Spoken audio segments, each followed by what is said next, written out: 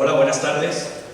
Buenas tardes. En primer lugar, agradecer la presencia del público en un día lluvioso que parecía esta mañana que se volcaba desde los cielos, ¿verdad? Toda la lluvia y que nos caía y que nos empapaba todas, ¿no? Entonces os lo quiero agradecer especialmente. Y quiero agradecer asimismo la presencia de aquí de la representante de la ciudadanía, de la concejala de Cultura, Nerea Gómez, que nos acompaña, un placer. Y además, bueno, también a los directores que forman parte de nuestra sede de enseñanza del Centro Cultural Cecilio Fernández Bustos. Muchas gracias. Bueno, hoy cumplimos con la sexta conferencia del ciclo Aula Abierta de Literatura y Humanidades, que viene operando desde octubre y cuyo propósito es acercar la cultura y su debida reflexión dentro del ámbito de la Universidad Popular de Aranjuez. Mi nombre, para los que no me conocen, es Juan Carlos Jiménez Vázquez. Soy licenciado en Filología Hispánica y trabajo en la UPA como profesor de Literatura, de Arte y de Humanidades. Y he tenido a bien ser el conferenciante de todas estas charlas que se han ido dando durante estos meses, que han versado algunas sobre Cervantes, sobre Shakespeare o sobre Dante y su comedia. Este miércoles 20 de abril del año 2022 abordamos un día más convocando a los escritores de Aranjuez en el nominado evento Encuentros con autores locales. He de poner en valor que el ámbito de lo literario está ganando enteros en el municipio y es cada vez más señero ver en nuestras calles actos ciertamente representativos cuya edad madura o jovial deja entrever el placer y el deseo de que la literatura sea un bien común, que un gran número de autores están presentando además su obra narrativa, y es relevante resaltar que esta obra narrativa es narrativa, ensayística o poética, pero en algunos es su primera obra, en algunos ya es la segunda, en algunos es la tercera de las publicaciones, lo que habla bien a las claras del buen quehacer ribereño en su conciencia cultural. Y es que hablar de literatura no es simple oficio donde el ocio persevera en puro ocio. La literatura, así con mayúsculas, no es otra cosa que la vida.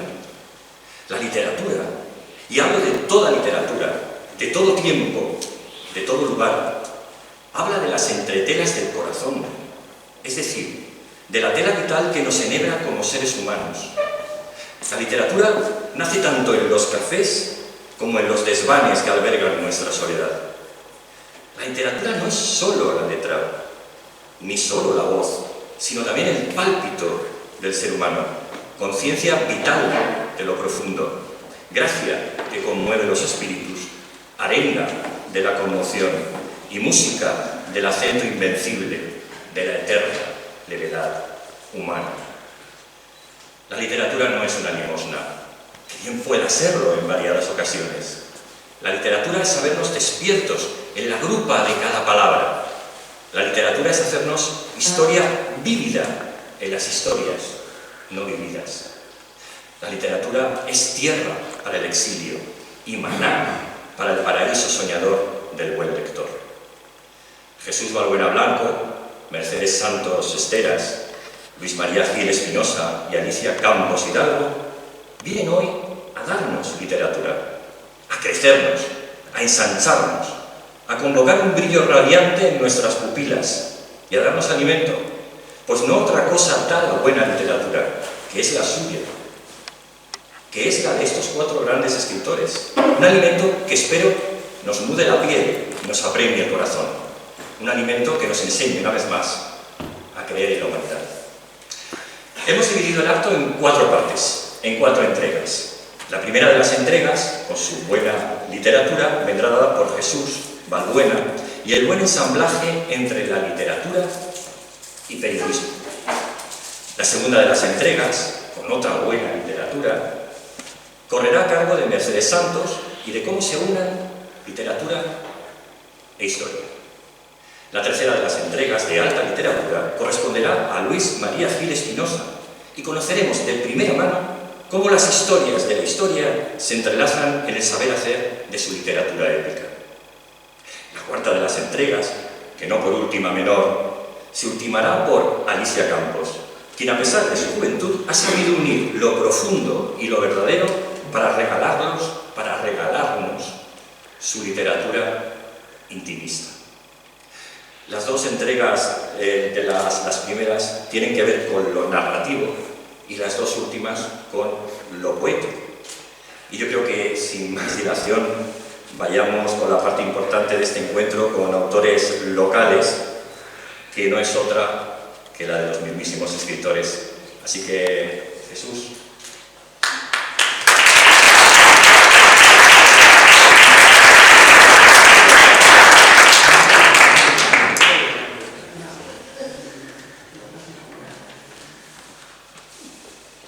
Bueno, yo hago también una pequeña presentación. Parece que me he venido para acá, pero porque lo haré más cómodo allí. Bueno, un currículo antes para que le conozcamos un poco. Jesús Balbuena Blanco, nacido en el 1980 en Madrid. Esto lo digo porque lo habías puesto tú aquí, o sea que... Así es. Vale.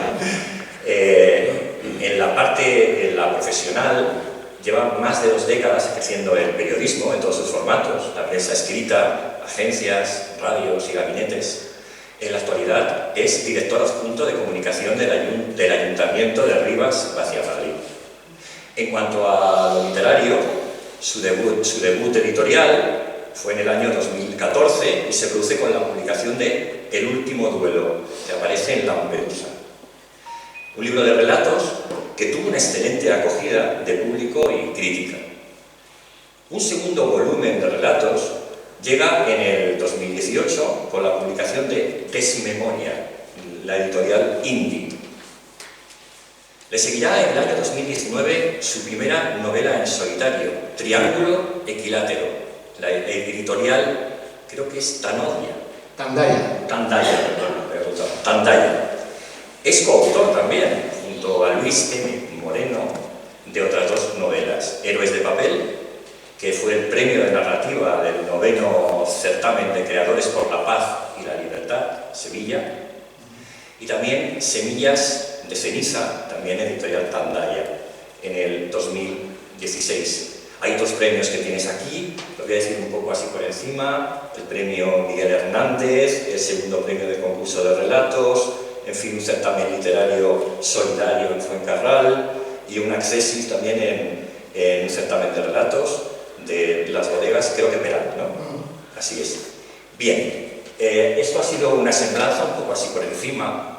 Jesús viene a hablarnos a contarnos, a leernos algunas partes de su libro, pero queríamos tener un pequeño diálogo un poco al principio, porque me gustaría hacer una pregunta, ¿no? Y la pregunta es: ¿cómo se incardina, cómo se entrelaza la literatura y el periodismo?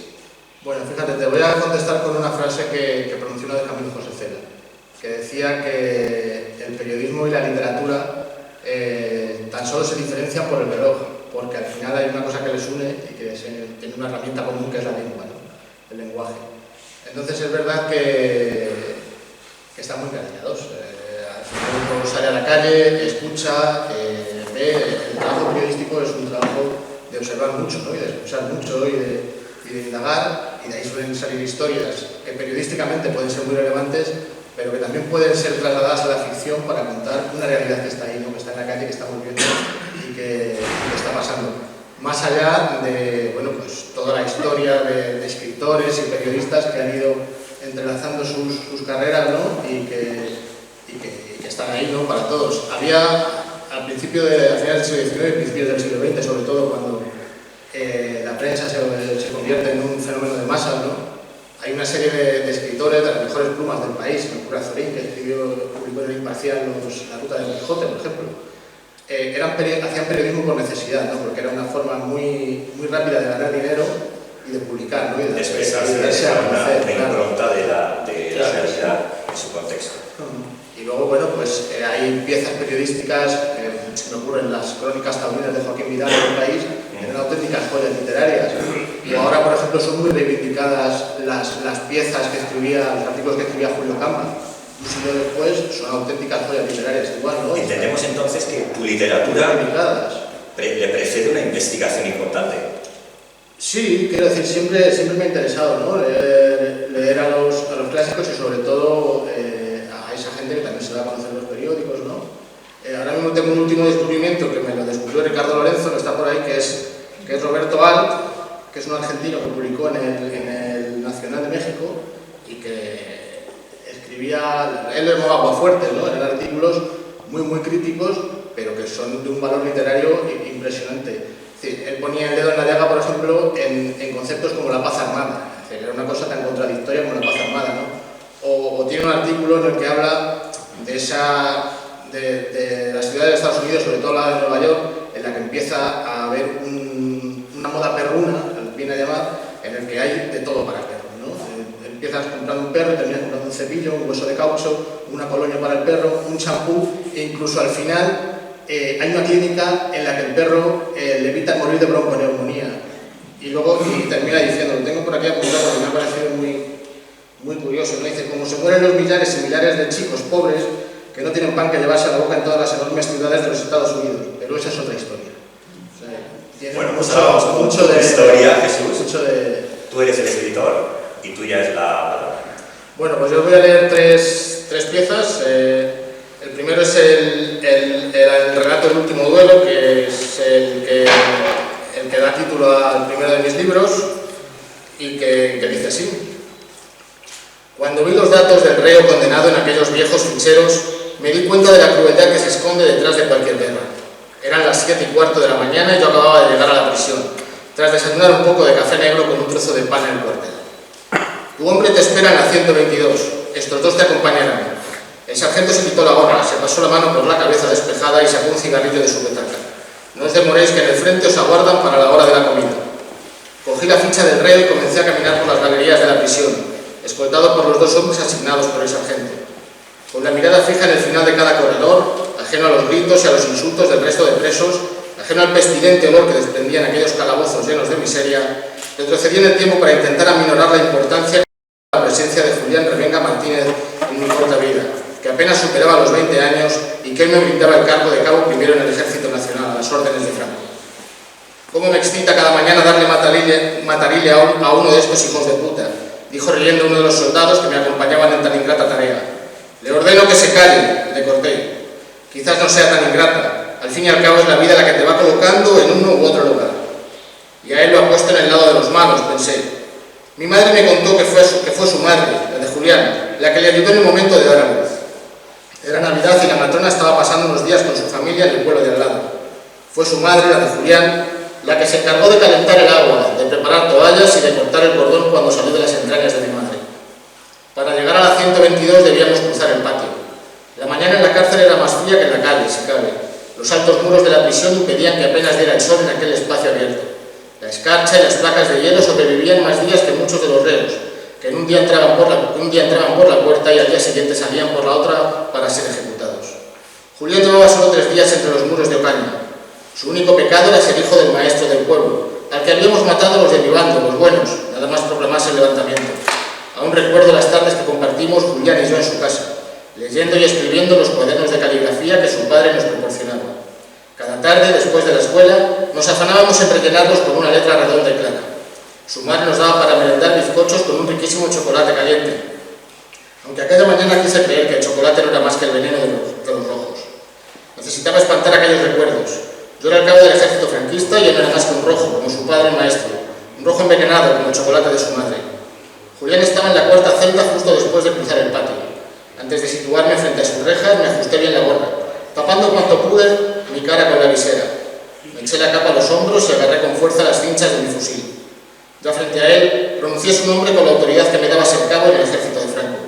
Julián se levantó del suelo y se agarró a los barrotes de su celda. Me sorprendió la dignidad que exhibía debajo de esas ropas sucias, rotas, empapadas de un sudor febril. Julián estaba descalzo. En torno a su pie jugueteaba un pequeño ratón de color pardo al que apartó de una leve patada. Nosotros, tras la merienda, nos gustaba salir a jugar afuera. Nos gustaba jugar a los duelos, Con varias tablas de un mueble viejo, Julián y yo construimos un precioso revólver para cada uno. Entonces era precioso, pues no dejarían de ser 4 tablas preparadas para la muerte de la inocencia. En el descampado que había frente a su casa nos colocábamos espalda contra espalda. Entonces empezábamos a contar hasta 10. Cada número, un paso. Era una cuenta atrás eterna. 1, 2, 3. Emocionante. Casi tanto como las que se narraban en los libros que nos prestaba su padre en la escuela. 4, 5. Al llegar al número 10, ambos dábamos un giro de 180 grados. 6, uno frente al otro. 2 niños frente a la muerte.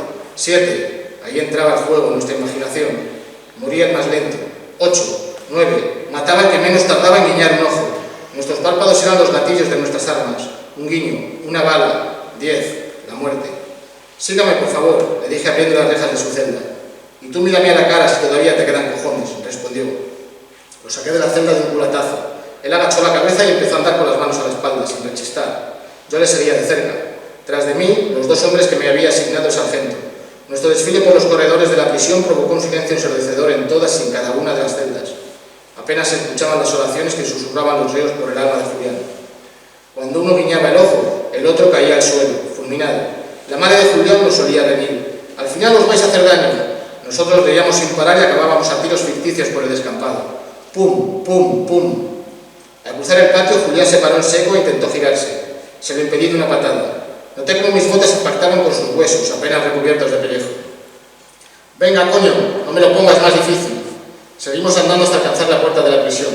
Desde allí caminamos otros 2 kilómetros, más o menos, hasta la tapia del cementerio. Mis 2 esbirros colocaron a mi amigo de espaldas a la pared y regresaron junto a mí.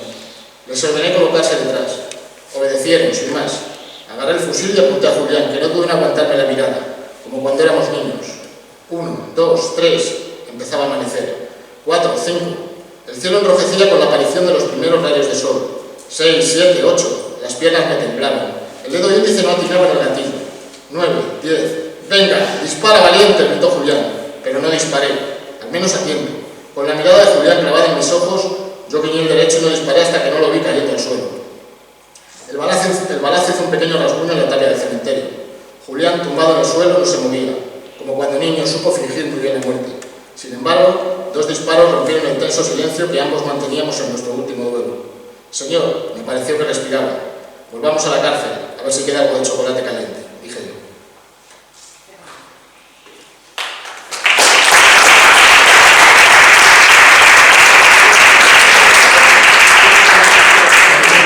Ahora voy a leer Desmemoria, que es igual el primer relato que da título al segundo libro de relato que he publicado.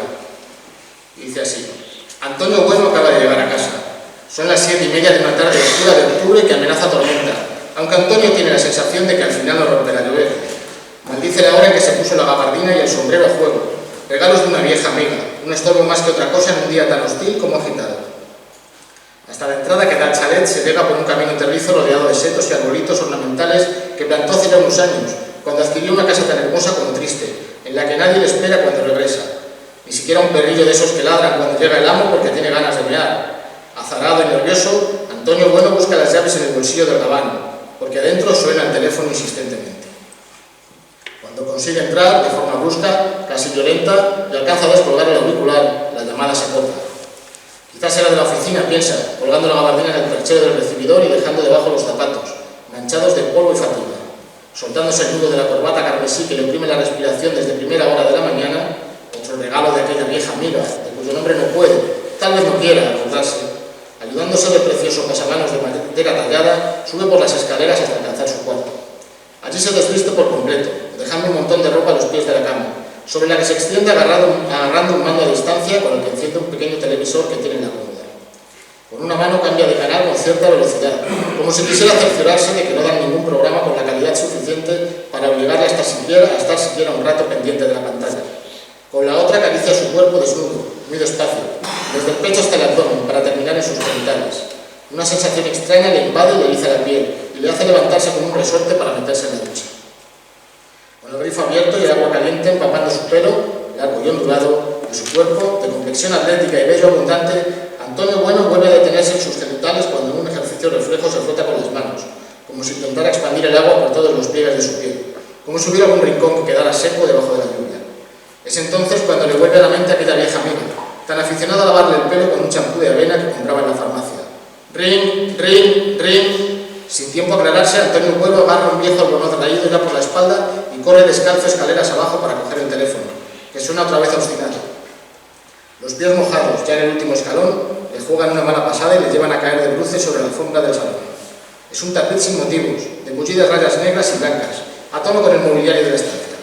En el momento en que intenta levantarse, el teléfono enmudece y recrudece la trémula sensación de fracaso que Antonio Bueno ha arrastrado durante todo el día.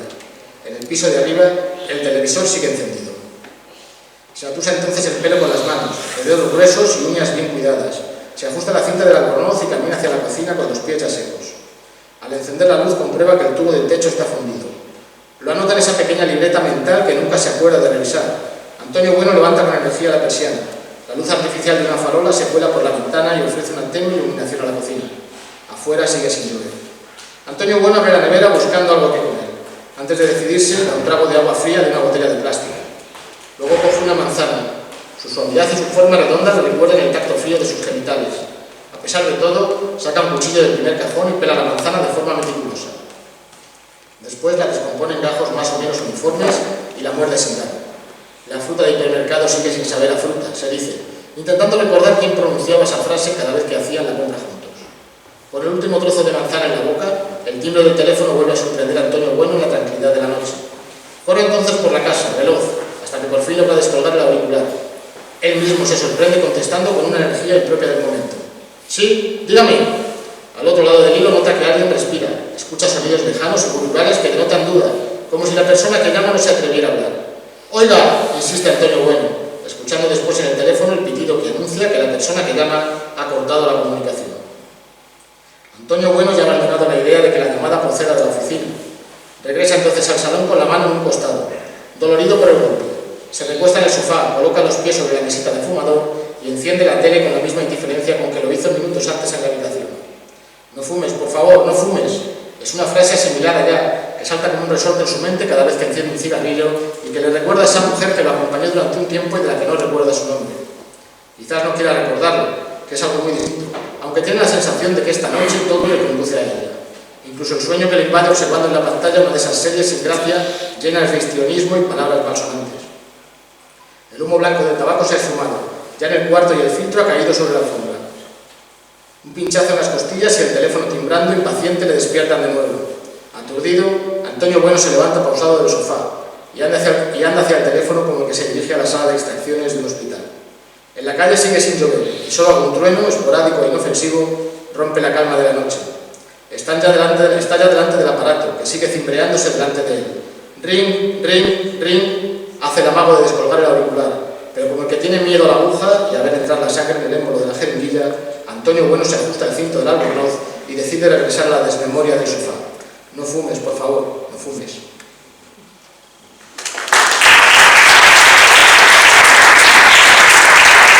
Y ya rápidamente, para dejar tiempo también al resto de compañeros, os leo un par de páginas, tres del primer capítulo de la novela Triángulo Equilátero, que fue la primera que publiqué en solitario, porque como bien ha dicho Juan Carlos, publiqué otras dos con Miguel Moreno, que son semillas de ceniza y hielos de papel.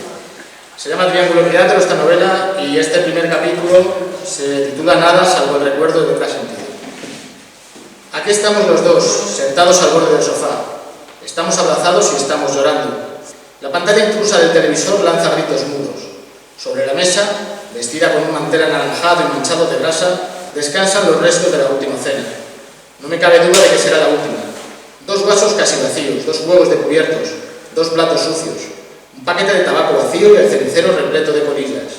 Hemos cenado en silencio después de hacer el amor y después de escupirnos y de insultarnos.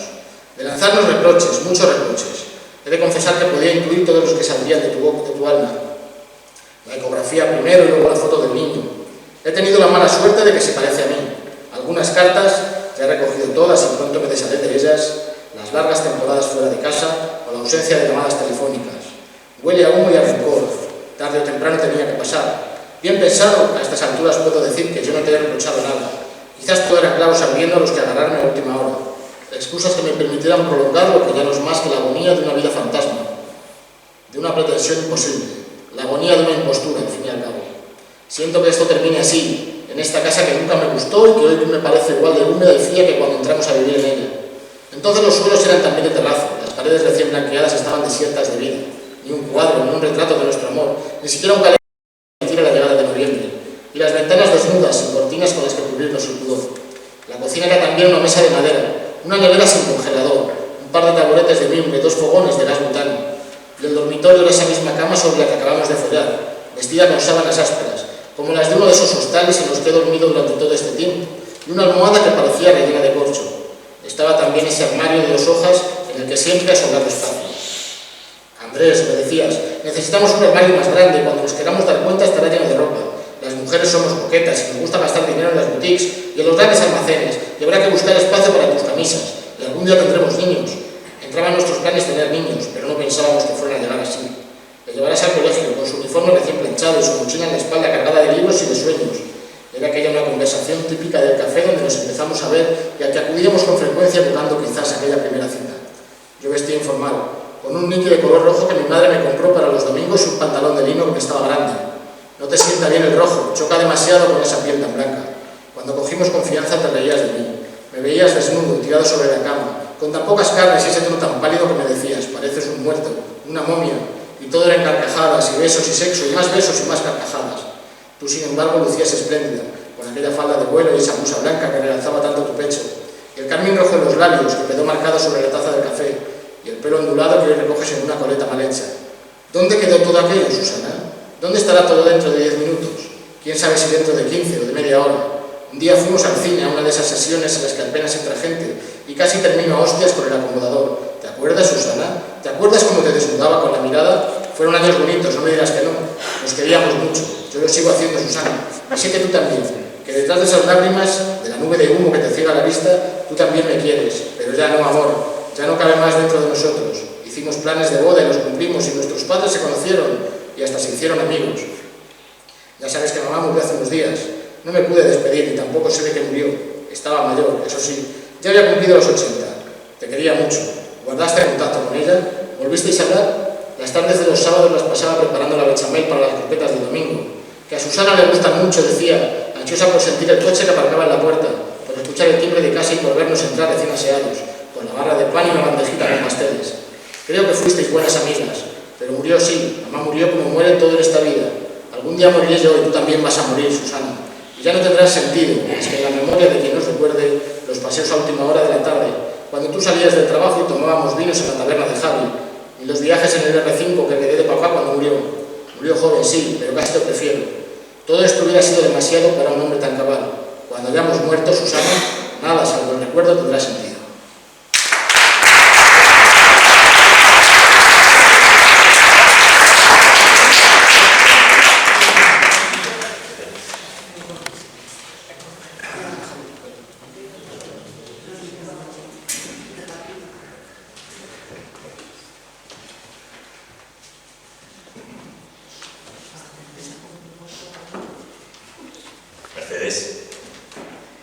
Bueno, Mercedes Santos Esteras es profesional del periodismo, sobre todo de la radio, y bueno, has trabajado en Antena 3, en Cadena SER, Aranjuez. Bueno, he estado 15 años en el país. Ah, muy bien. He sido corresponsal del país durante 15 años, Sí. en la sección de Madrid también. Has sido también director del semanario El Espejo, al igual que de la revista Cuatro Esquinas. Has estado 8 años en los informativos de Onda Aranjuez. También. Y en la actualidad trabajas en la librería Aranjuez, que es un negocio familiar. Sí. Muy bien. Como artista, ganaste en 2010 el premio del relato histórico, organizado por la revista Medieval y web de historias de la historia. Has publicado con la editorial argentina CUTE, tras ganar un certamen a nivel internacional. ¿Un certamen de qué era el certamen? Pues era de novela histórica. De novela histórica, De ¿no? novela histórica. Qué pregunta, claro, muy bien. Sí. La verdad que fue muy sorprendente, tengo que decir. Sí. Qué bien, qué orgullo. Has publicado en España con HQN de HarperCollins y con la editorial de Pamies. Y bueno, por lo que dices ahora nos cuentas, Sí. te gusta escribir la novela histórica, que ahora te haré una pregunta, con dosis de romance, thriller, espionaje y aventuras. Ahí es nada. A mí me gusta que tenga de todo. Ahí es nada. Sí, a mí me gusta que tenga de todo. Yo creo Bueno. que sí. Yo creo que puede tener de todo, que como una película, pues hay todo, hay aventuras, hay amor, hay misterio, pues yo creo que en los libros también puede haber todo, ¿no? Claro, Me gustan todos los géneros, me gusta la poesía, me gusta la novela, bueno, me gusta todo. ¿Cómo, es casi obligada, cómo te empieza a gustar el hecho de meterte en el tema de la novela histórica? A ver, yo leo mucho y me gustan mucho las novelas históricas. Yo que sé, que no le gusta Ken Follett o gente de este tipo, ¿no? Los Pilares de la Tierra, libros de este estilo. Bueno, yo creo que me gusta un montón. Yo nunca había escrito novela porque siempre he escrito periodismo. Pero aquí habría casi que preguntarte un poco cómo hace de eslabón el periodismo con la literatura, como en García Márquez. Sí, en este caso con la novela histórica te sirve para documentarte y para saber escribir, pero ahora que por ejemplo estoy escribiendo tipo ensayo periodístico, pues sí, ya es tu profesión y es otra cosa.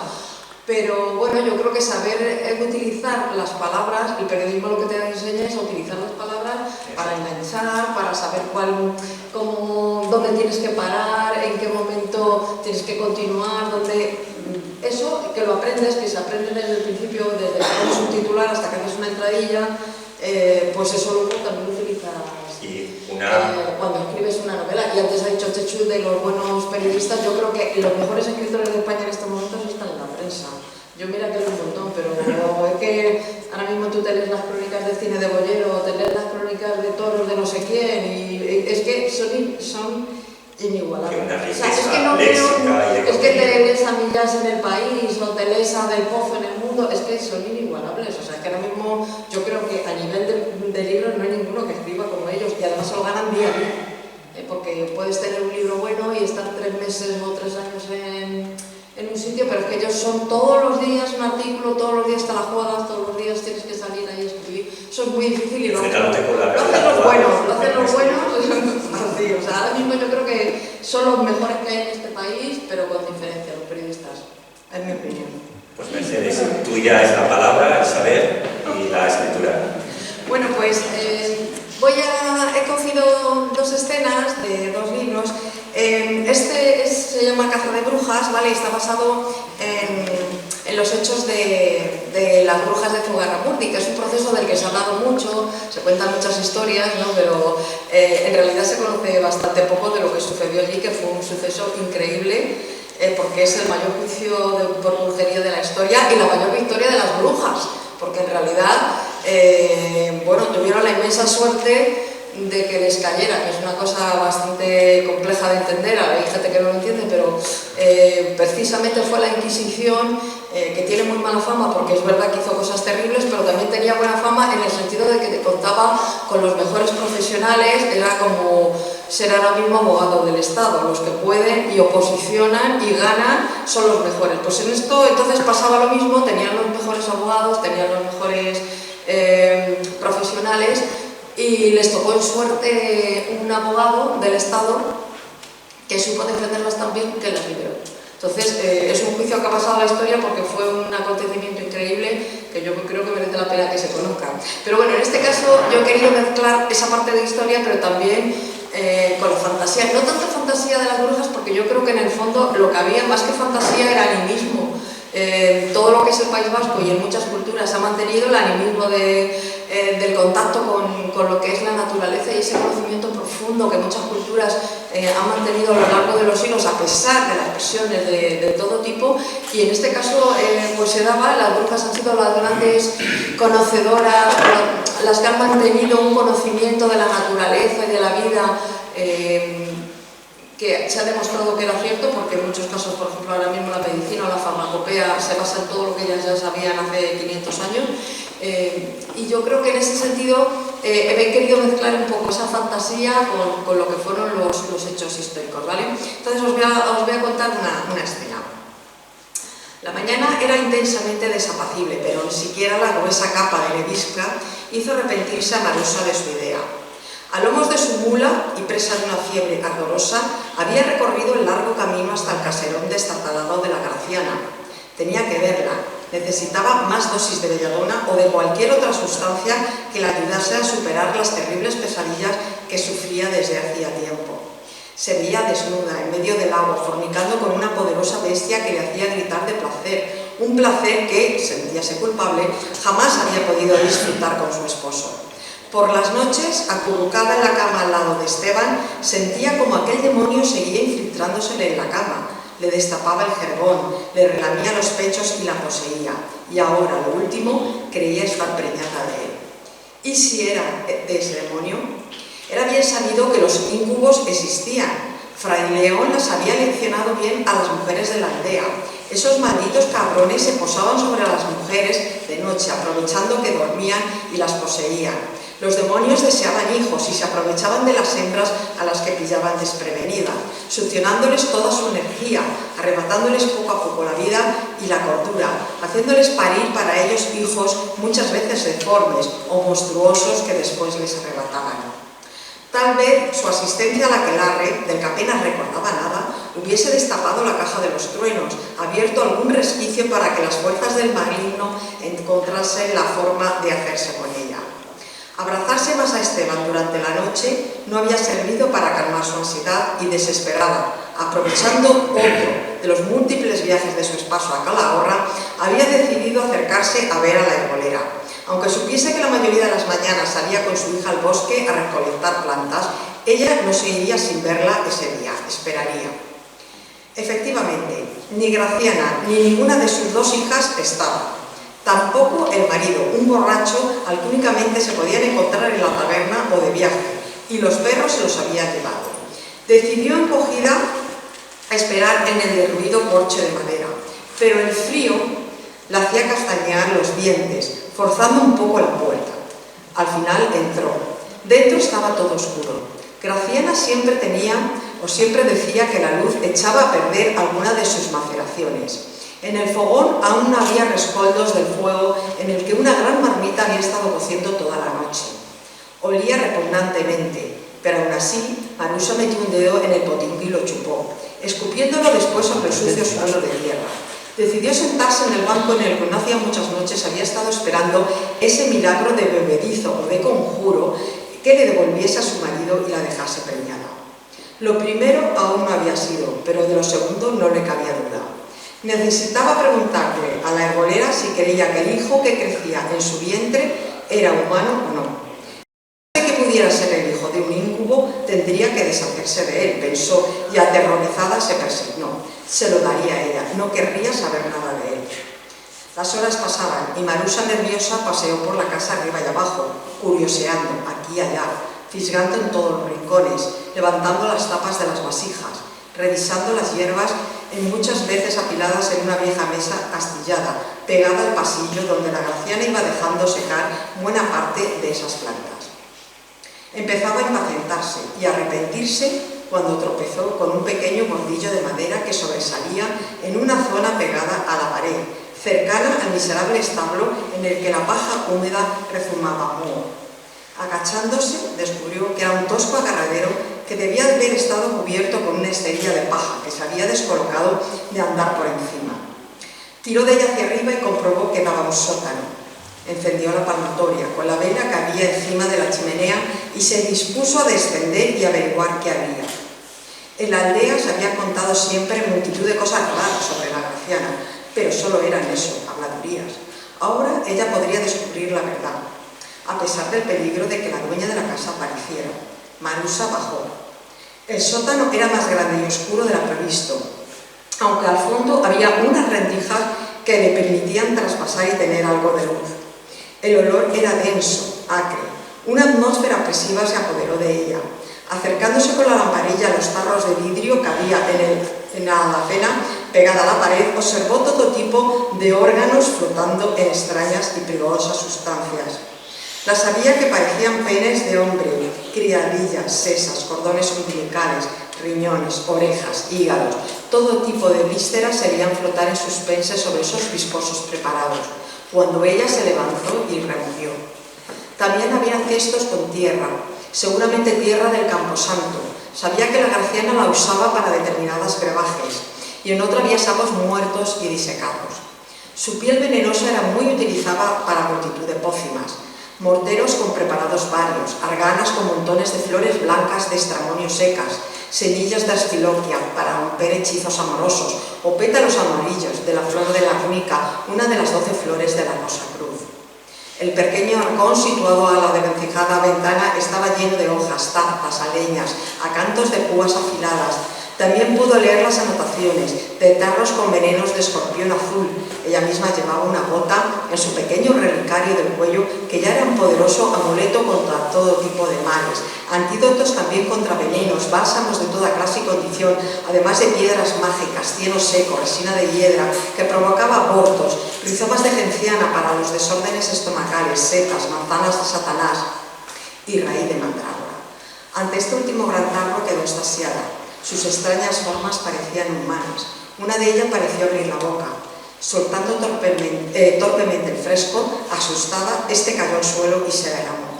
De repente, la extraña cepa, con cuerpo y extremidades y una zona gruesa en el lateral que parecía una deforme cabeza, comenzó a moverse, a desplazarse primero como si de una víbora se tratara, y luego acercándose. Marusa salía aterrorizada mientras sentía cómo la raíz la perseguía, cómo le hacían más y más cepas con la clara intención de matarla, al igual que una multitud de sapos cubiertos de forma estrafalaria con trajes verdes y morados que a su alrededor se tiraron contra su falda y sus botas. ¡Ah! Las raíces gritaban tan fuerte que Marusa tuvo que taparse los oídos mientras, a toda velocidad, esquivaba cachivaches, apartaba la mesa, se dirigía hacia las escaleras, quitándose a patadas encima a las ranas y a los bulbos, estrellándolos contra los muebles. Los gritos de los rizomas de mandrágora eran mortales, todo el mundo lo sabía, y era aconsejable no adentrarse en los tupidos bosques de la región cuando estas malditas plantas crecían. Hasta los perros que hociqueaban en su búsqueda podían caer muertos al instante si el cuchillo salido del interior de la tierra les atrapaba. Extraerlas a las mandrágoras de lo más profundo del suelo era un arte muy peligroso, como también lo era su administración, por eso eran tan caras. Además de servir de base a muchos brebajes mágicos, las raíces podían convertirse, con los conjuros adecuados, en diminutos esclavos que servían a sus dueños hasta la muerte. En su carrera histérica por llegar al piso superior y cerrar la trampilla, Marusa se topó con la jaula que tenía dentro a un gallo que había empezado a claudicar histérico al percibir a una extraña en la casa. Era el gallo de la Graciana, el que usaba a veces para sus adivinaciones. Lo colocaba en medio de un círculo, rodeado de casillas con granos de trigo y le hacía preguntas. Según donde parase o picotease, así interpretaba la hechicera las respuestas. Tropezó después con el saco de la sal, que se echaba al fuego para leer los mensajes en las espirales de humo, y después pisoteó y se rompió la falda con las ramas de verbena y de brezo que había apiladas en un recodo. Presa ya de una terrible agitación, no vio al aparecer oscuro y mal cerrado contra el que rebotó al traspabillarse en la escalera. La portezuela inferior se abrió como un resorte, dejando caer al suelo un bulto. Era un paño en el que se veían manchas oscuras, como oxidadas, parecían sangre. Al rozarle el brazo a Marusa, caído también en el suelo, ésta se estremeció. El paño se desató y a su lado, y apareció el cuerpo renegrido de un bebé de apenas unos días. El bebé rodó despacio, quedando en la altura de su cara. Marusa gritó espeluznada y, presa de un nerviosismo total, se levantó arremangándose la saya y subió casi de un brinco al piso superior. Después cerró la trampilla y huyó. No esperaría a la Graciana esa tarde. Tenía que volver a casa. Sin cerrar la puerta, subida al carro con las rodillas sangrándole y aterrorizada se marchó. María de Jauregui regresó a su hogar. Volvía peor que nunca.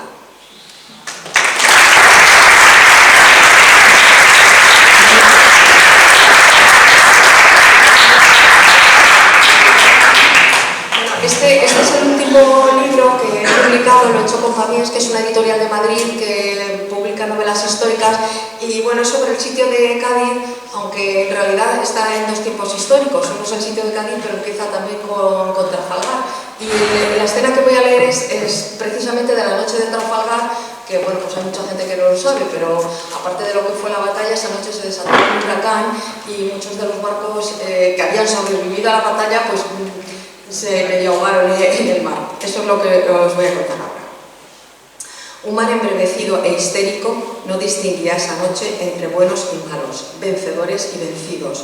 Los poderosos navíos que hacía unas horas se habían jugado a los tiros el futuro del mundo se veían ahora bomboreados por las corrientes y los vientos, la mayoría de ellos ya en condiciones pésimas, con los cascos agujereados de disparo, las velas rotas, los palos caídos, sin anclas, a merced de la todopoderosa naturaleza. Aquí y allá se oían gritos, chapoteos, ¡hombre al agua! Los navíos que estaban en mejores condiciones habían tenido que ayudar a los otros, fueran aliados o enemigos, que una cosa era el honor y la batalla y otra dejar morir a miles de hombres esa noche de perros sin intentar siquiera su rescate. El Santísima Trinidad, el buque insignia español, herido de muerte, el navío más grande de su época, el Escorial de los mares, después de batirse como un jabato, empezó a tragar agua. Se le encharcaban los pulmones de madera. Las dos fragatas inglesas que al final lo habían apresado, la HMS Fueb y la HMS Ney, tenían órdenes de salvarlo como fuera, pero su pesadez y las averías eran tan monumentales como su diseño de 4 puentes. Viendo la situación de su barco, su tripulación, temiendo ser engullida por la succión del hundimiento, empezó a lanzarse al agua para tratar de ponerse a salvo. Las fragatas británicas salieron a recogerlos en los botes salvavidas que habían podido bajar poniendo en riesgo su propia vida. El Santísima Trinidad se iba a pique sin remedio. Trataban de él y tiraban de él desde las profundidades marinas. Aquellas escenas se veían multiplicadas. El Redoutable siendo rescatado por el Swift, el Berwick rescatado por el Donegal, el Monarca por el Leviathan. Era un suma y sigue. Los navíos supervivientes necesitaban alcanzar tierra cargados como iban, a tope. De madrugada, en la bahía, el gobernador general de Cádiz, José de Solano, marqués de Socorro, llegaba en carruaje a Rota. A su placer iban atribando como borrachas las embarcaciones españolas y francesas no apresadas o hundidas en la batalla. La dirección del viento les había impedido guarecerse en Cádiz, que estaba mucho más próximo, empujándolas hasta allí. Solano, acompañado de Tomás de Allande, capitán de navío, y del general Apodaca, jefe de suministros, entraron en el recinto donde se estaban reuniendo los capitanes supervivientes de la Armada hispano-francesa para ver qué iban a hacer. Tenían que salir al rescate de todos los hombres que seguían fuera, incluso los más osados hablaban, por si no habían tenido poco ese día, de aprovechar el caos para tratar de rescatar algunos de los barcos que habían sido apresados. El gobernador se sumó a la discusión después de visitar en una sala improvisada como hospital de campaña, en una planta inferior, al comandante en jefe de la flota española, a Federico Agravina, gravemente herido, que había llegado en el Príncipe de Asturias. Este era el único buque insignia de la escuadra combinada que se había salvado. Había logrado escapar de su apresamiento remolcado por la fragata Temis. Gravina había ordenado la retirada a Cádiz una vez certificada la derrota y detenido al almirante Villeneuve al frente de la flota conjunta. Como segunda de la expedición tenía la obligación de salvar los muebles que quedaran. Entre los presentes en la reunión esa noche estaban los capitanes de los navíos San Justo, Montañés, Rayo, San Francisco de Asís, Plutón, Neptune, el Argonaute, cada cual en un estado peor. Sería de loco salir ahora mismo, la tormenta, lejos de amainar, ha empeorado, dijo alguien en la sala. Gravina está descortado, está inconsciente, no podemos esperar órdenes suyas. Pues algo habrá que hacer, si no actuamos rápido morirán esta noche miles de muchachos allá afuera, están solo a unas millas, tenemos que intentarlo. Hay que salir al rescate de las tripulaciones, pero también de nuestras naves apresadas. Será ahora o nunca, sentenció Kerjulien, el capitán francés. La discusión se prolongaba mientras los nervios iban aumentando. El goteo de noticias nefastas era un cúmulo de duelos. Solano había perdido esa noche a grandes amigos, como el comandante Churruca, al que un cañonazo le había arrancado de cojo una pierna a bordo del San Juan Epozumeno. A Valdés lo habían visto caer inconsciente en la cubierta del Neptuno. Al brigadier Alcalá Ganiano le habían volado la cabeza. De su barco, el Bahama, ya no se sabía si había sido pesado o hundido. Así había muchos. La derrota tenía época. Ningún español quiso decir aquello de «os lo advertimos». Muchos se mordieron la lengua al mismo tiempo que se les enrojecieron los ojos, vendadas las cabezas, los brazos, las piernas en cabestrillo. Solano había asistido al consejo previo a la partida del escuadrón hace unos días, cuando el almirante Villeneuve, a bordo del Bucenteno, les había ordenado la marcha. Napoleón insistía en atacar, pero los almirantes españoles, conocedores de esas aguas, lo habían previsto. Habría una gran borrasca, la bajada de los barómetros lo anunciaba y en esas fechas podría ser una canada. No era el mejor momento para jugar a los barquitos, pero Louis Glanet mandaba y nunca había tenido muchas luces. La escuadra combinada que pretendía ascender por el Atlántico hasta el Canal de la Mancha para trasbordar tropas y atacar Inglaterra iba a verse rodeada a las puertas de su casa. No había dado ni tiempo a desplegar los mapas a los camarotes, a plantarle cara a la batalla. La guerra les había quedado encima como un trueno. Además de sus barcos, dijo Apodaca, se han previsto todo tipo de botes, lanchas, lanchones con cables remolcadores, ancletas. Estamos preparados y estamos actuando ya en la costa. Suministros y ayuda no les van a faltar. La gente está poniendo también de su parte. Los pescadores están sacando sus barcazas para pescar náufragos, jugándose la vida también. Permítame que les informe además de algunas decisiones tomadas por mi persona, dijo Solano. La Armada Británica nos ha hecho llegar a montones de soldados de nuestra flota rescatados en alta mar. Se lo hemos agradecido, como es lógico. Se les ha asegurado que se les tratará con igual cortesía a sus heridos, que serán atendidos como uno más en nuestros hospitales y conventos. Ayúdenles de que se les respete. Sabemos lo desmoralizada que está nuestra gente, cómo ha visto hoy perder a sus hijos, a sus maridos y a sus hermanos, pero Cádiz siempre ha sido solidaria y hoy lo va a ser más. Estamos seguros de que, a excepción de algún fanático, el resto de los gaditanos colaborará.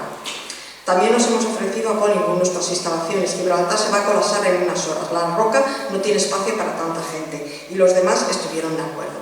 Solano se despidió. Necesitaba volver a Cádiz ya, al centro de las operaciones, a su puesto de mando. Era verdad que ayudarían al enemigo en lo que pudieran, pero también tomarían medidas de seguridad y protección. No querían que les dieran gato por liebre, que les colaran entre aquella marinería realmente herida y exhausta a espías y a saboteadores. Estaba convencido de que el gobernador de Gibraltar no daba puntada sin hilo. Él, por si acaso, había alertado ya a todos los médicos y prioras de conventos que atendieran a supervivientes esos días, de que presentaran un parte exhaustivo de sus pacientes e informaran en cuanto vieran algo de lo corriente. Lo cortés no quitaba lo valiente.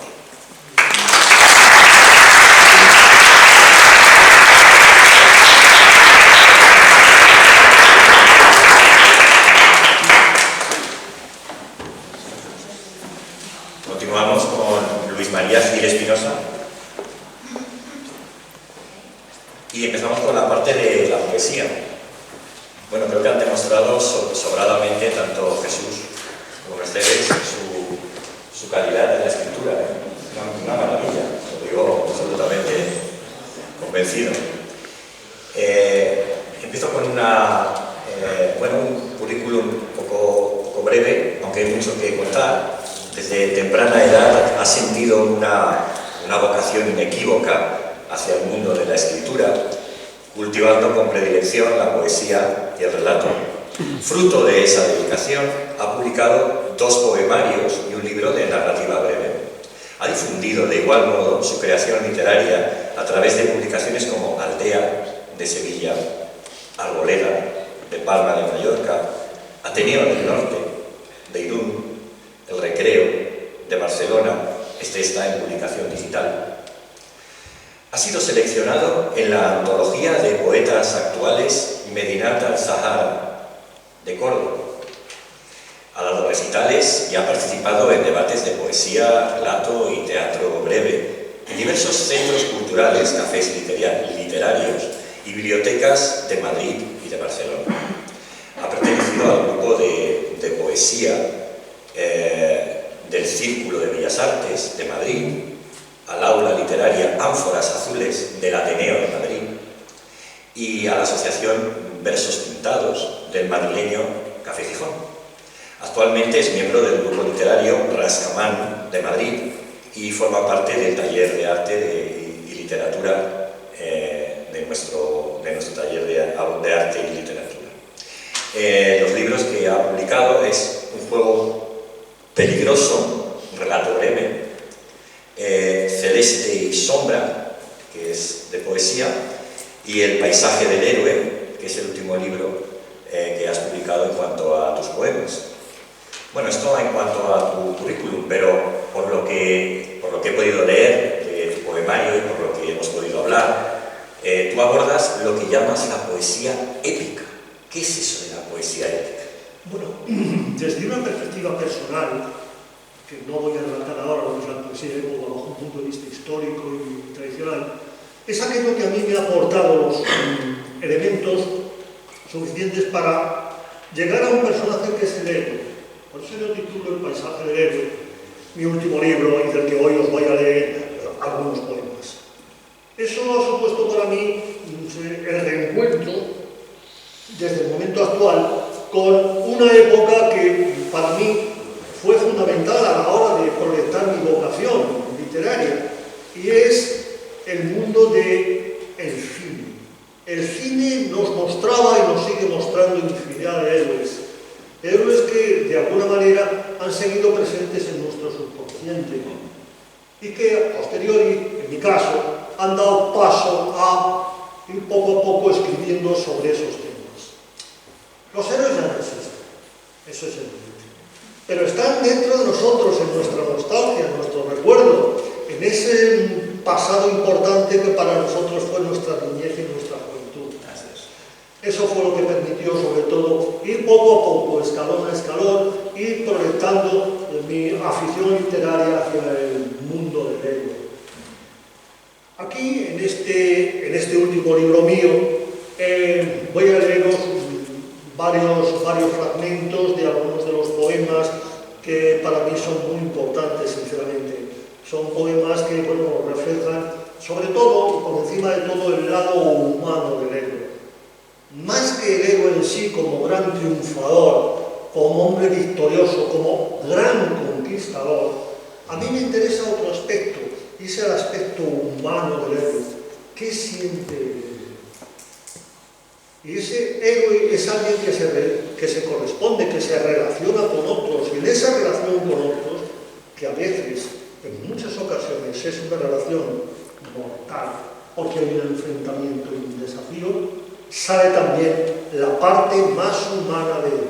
Cuando acudes a ese héroe, tienes que tomar algunos libros, tienes que releer algunos libros de historia, pero a la hora de escribir sobre ese héroe, ¿fabulas la historia o la correspondes como está escrito?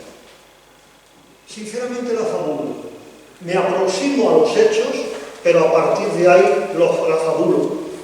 Y lo vamos a ver dentro de un poco cuando yo relate un pasaje de la Anábasis de Xenofonte, que es lo que se llamó la Odisea de los 10.000, una aventura ya en el siglo V antes de nuestro siglo, de un grupo numeroso de 10.000 espartanos que lucharon a favor de uno de los reyes persas, de Ciro, para combatir a otro, su hermano Artajerjes. Fue un episodio extraordinario a lo largo de varios años. Fueron 10.000 hombres lanzados a un país que no conocían, un lugar que desconocían completamente, contratados por alguien que había pagado por ellos porque sabía la enorme eficacia que ellos como soldados tenían. Bueno, este es uno Pues yo creo que ya ha llegado la hora de que nos muestres esa poesía épica, histórica y reveladora. Muy bien. Voy a empezar, gracias Juan Carlos, voy a empezar antes todavía, voy a irme a los orígenes de lo que para mí podría ser el héroe. Esto lo llamo un reino ancestral. Las montañas dibujan su contorno en las nubes, un viento gélido azota la hierba de los valles, manantiales feraces humedecen la tierra, los líquenes y el musgo cubren las rocas córneas. Árboles ciclópeos cierran un bosque umbrío de feraz espesura. Y el hombre, ¿dónde quedan sus huellas o el perfil de su sombra? ¿En qué lugar habita? ¿Qué animales disputan su alimento? Una mujer aguarda rezagada en la hoguera mirando al horizonte. El sol se oculta apagada su luz en el poniente. Nubes rojas auguran una noche sin luna. Se oye el rumor del búho, el aullido del lobo. El hombre regresa al claro del bosque, la lanza rota, las manos vacías y un rictus de amargura en el semblante. La caza ha sido esquiva. Habitan en un reino donde la vida juega su baza con la muerte, en cruel desafío. El fuego se extingue y renacen los rayos de la aurora. Las manadas de renos trotan en las praderas bajo el vuelo del cóndor. Renace la esperanza.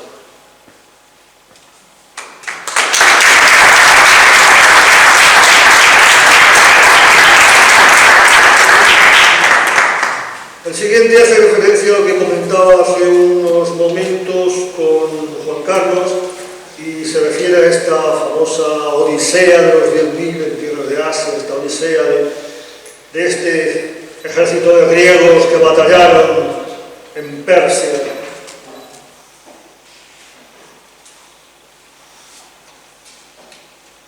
Tiene dos partes, os voy a leer la segunda. Llegaron una luna de junio, arrojaron sus armas en las dunas y cayeron exhaustos en la arena. La luz de las antorchas reflejaba el brillo de sus grebas, escudos y corazas. Algodones semitas apagaron su sed con un agua espesa que todos tuvieron que beber. Eran cuerpos heridos y dolientes, de miembros malheridos por el duro combate acontecido. Se encendieron hogueras, un humo con olor a muerte pobló la planicie. Sonaron crótalos y flautas, los efebos bailaron al son de los címbalos y un eco de gemidos resonó poderoso. Eran los lamentos del hogar lejano, del amargo llanto por el fiel camarada caído en la batalla. Algunos buscaban a gritos al amigo que formó a su lado en la falange. ¿Qué más sufrimiento quedará a esos hombres? ¿A cuántos diezmará esta odisea? Eran 10.000 y ahora quedan, ¡ay, corazones de bronce, hijos de la Hélade! El duro matar os marcó un duro destino. ¡Qué alto precio pagáis a cambio de la gloria! Muchos, ya no tendréis al hijo que implore vuestro nombre ante el Dios de la guerra. El aire de la noche silencia el griterío. Dejad dormir a los que pronto emprenderán el sueño eterno entre el suave crepitar de las hogueras.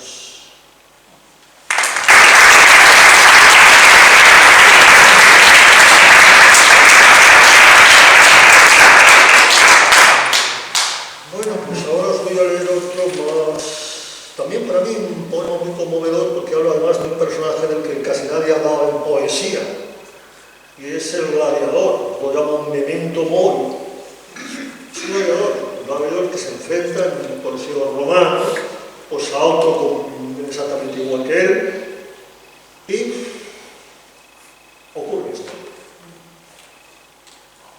Acorté su agonía hundiendo mi daga en su garganta. Una sangre doliente y oscura fue cubriendo la arena. Ni una sola palabra de clemencia brotó de su boca, ni un gesto de rencor en su mirada. No tembló mi mano al empuñar el arma que doblegó su vida, mientras su pecho se agitaba en estertor agónico. Un viento fúnebre surgió repentino, removiendo una arena que cubría su cuerpo a modo de sudario. Palpé mi rostro con los ojos cerrados y recordé el sonido de sus pasos agitando el metal de la armadura al llegar al círculo supremo donde aguarda la muerte. Odié mi destino por tener que vivir la infamia de esa hora donde hombres valerosos sacrifican su vida vanamente.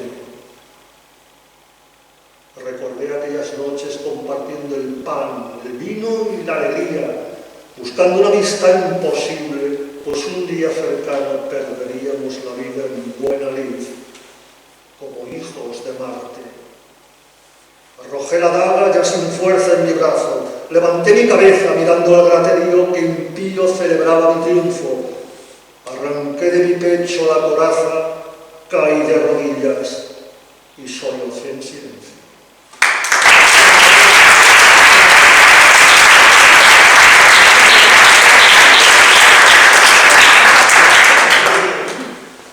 Bueno, y ahora me voy a ir a otro continente, me voy a Asia, me voy a la lejana Asia, me voy a Japón, al Extremo Oriente. Es curioso, pero a mí me ha influido mucho el cine japonés, el de Akira Kurosawa, con esos personajes heroicos que saca siempre en sus, que sacaba siempre, ya está fallecido, en sus películas. Me impresionaba mucho por cómo relataba el aspecto humano de ellos, los ritos que ellos vivían, el concepto del honor, el concepto de la moral del pulsido, por encima de todo el deber, por encima de los sentimientos personales. Y creo que en este relato se refleja bastante bien ese mundo. Evidentemente es un mundo pasado, es un mundo que su cronología está situada aproximadamente hacia el siglo XVI. Y cuenta la historia de tres personajes.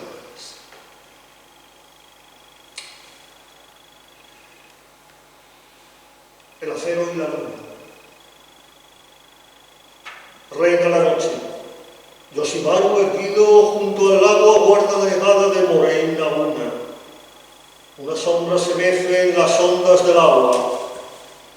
Fue allí donde una tarde amarga quitó la vida a aquel que más amaba. Teiso, el traidor a su estirpe, que la ley del Mushi lo condenó a morir bajo su espada. ¿Qué guerrero honorable podría soslayarla?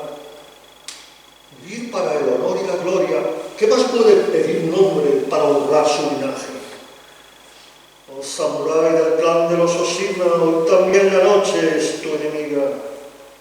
Tu mirada no alienta la venganza, pero buscas el hueco de la muerte como ansía la estrella, el navegante o el acero la carne. Hay pétalos que flotan en el aire y una vieja canción retorna a tus oídos, aquella que cantabas cuando niño a orillas del río Matsugawa con tu amigo del alma. Hoy Teiso, que suave era tu piel cuando al caer la tarde buscaba refugio entre mis brazos y el aire de poniente acariciaba el perfil de tu cara.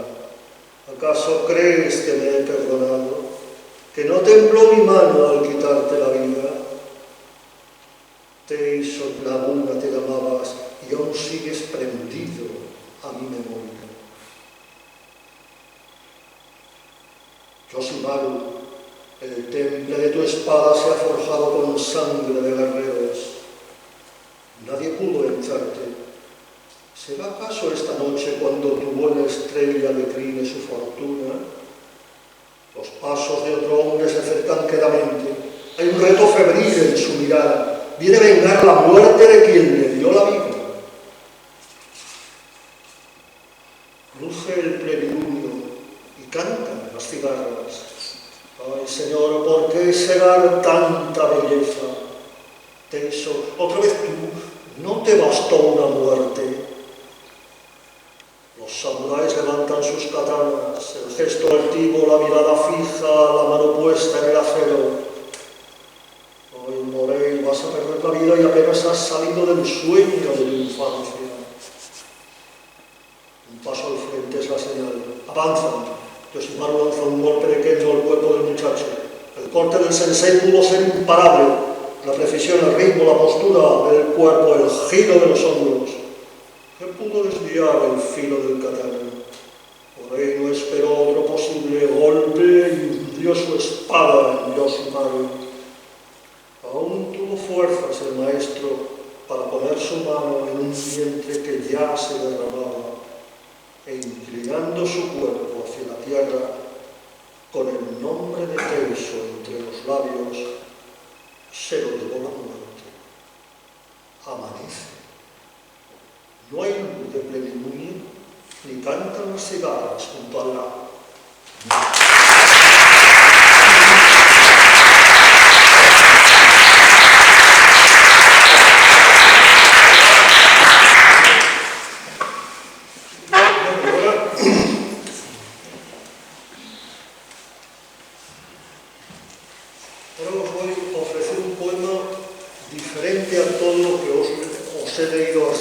Hasta el momento. Yo no sé si se podría definir como épico, creo que en cierto modo sí, pero aquí refleja un aspecto para mí delicado, pues no quiero ser irreverente con lo que voy a leer a continuación.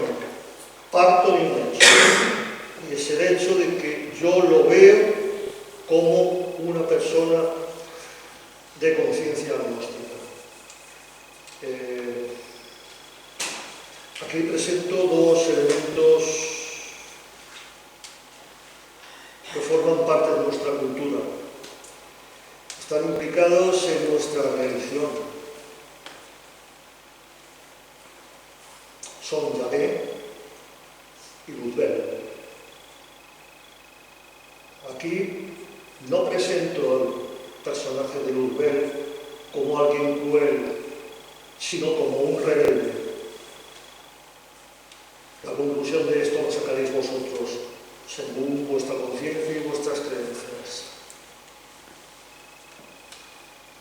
El ángel caído.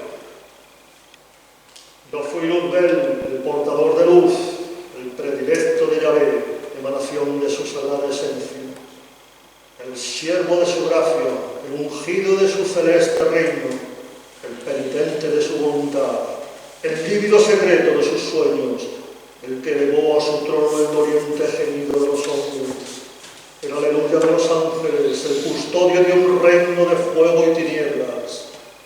Quise alcanzar el poder de su gloria y ser el enviado para dar la buena nueva a los humanos, pero fue Jesús el elegido. ¿No soy acaso yo más poderoso a no ser conferido en vientre de mujer, ni limitar mis pasos al jardín del Edén?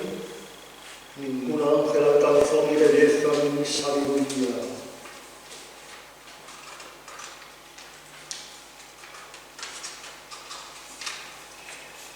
Pude ser el príncipe consorte de su reino, si él me hubiese amado. Agallado en este inmenso abismo que ha sepultado el tiempo, donde cumplo una injusta condena. Mi tormento es más hondo, más larga mi agonía que el dolor en la cruz del Nazareno. Mas ahora hay ángeles seráficos, potestades y tronos que forman mis legiones entre humo y cenizas, más allá del este del Edén donde habita mi imperio. Quise donar al hombre libertad, placer y poderío, todo lo que ambiciona sin arrepentimiento en el exiguo espacio de su vida mortal. Esa forma de amor que desdeñó mi Padre. Yo soy Satán, el adversario, el rebelde, el maldecido, el que fue una vez el apóstol de Dios, el que espera justicia en la hora final.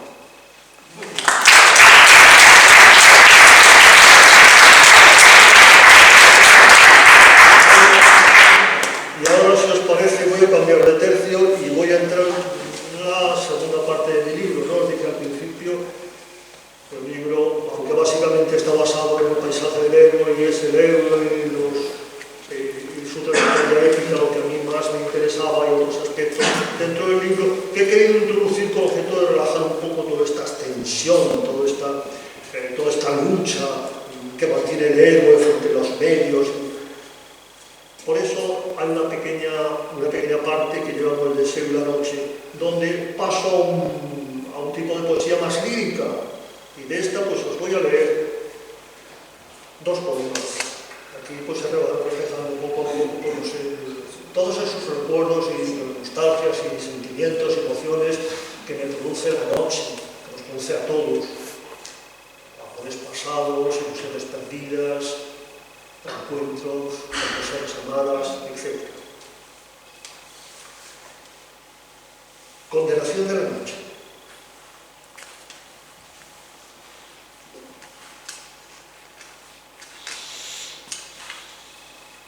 Escucho el pulso de la noche, siento fluir su cauce y derramarse con la tibieza del ópalo o del nácar, aunque a veces surja en sus entrañas un caballo de bronce hecho de vértigo y furia que desgarra mi espacio, mi silencio. ¿Quién abrirá ese nido de orugas boreales que guardan en su poder sobre un nudo de alondra? ¿Por qué la noche oculta sus secretos en un cofre de signos celestiales? ¿En qué crisol renueva su ambición cuando se agota la fuerza de su instinto? La noche es una vieja araña que acecha el sueño de los hombres, agazapada en su ataúd de sombras. Pero, ¿quién de nosotros podría condenarla?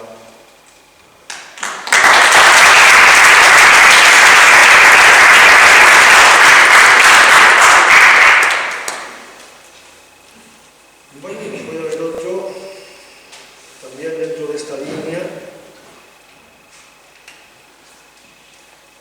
pero donde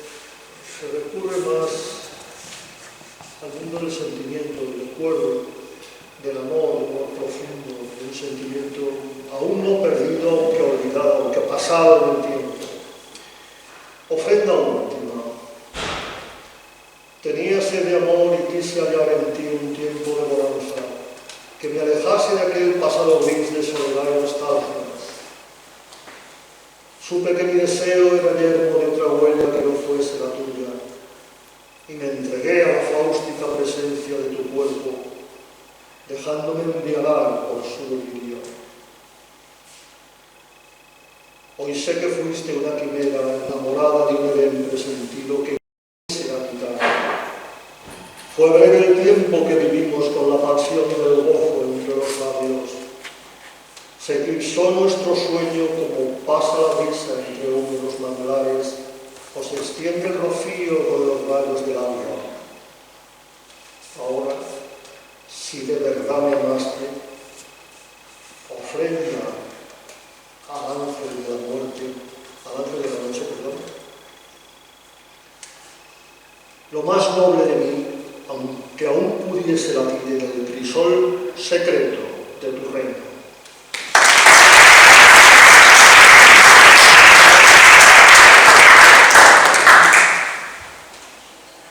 Y este poema se lo dedico a un amigo perdido hace mucho, hace apenas un año, pero con el que yo mantuve una relación muy larga, muy profunda y muy gratificante. El poema se titula A Miguel, ese era su nombre.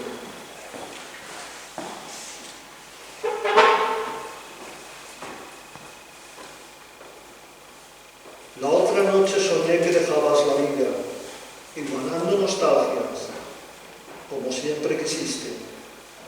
Ya estás en el umbral oculto a los mortales, donde se agota el pulso de todo lo vivido, donde palomas locas no cesan en su vuelo, buscando una luz no vislumbrada, para llevar el pálido reflejo de tus ojos a nuestros corazones y escuchar el latido silente que retumba en el eco del tiempo. Te extraño, amigo mío, pero sé que aún queda lo mejor de tu acervo, aquel aliento impávido vertido en el papel o el lienzo, como una fértil lluvia que fecunda los surcos de la planicie yerma.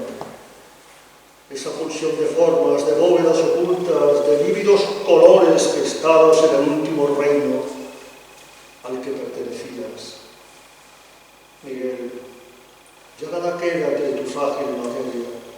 Ya estás donde se olvida el roce de los cuerpos, el dolor, el gozo, las palabras, la premura del sueño. La pleamar se oculta en el ingrávido azul de sus mareas y así la vida sigue aunque nos pese. Ahora ya lo sabes, ni el aire, ni el mar, ni tu recuerdo van a morir mañana.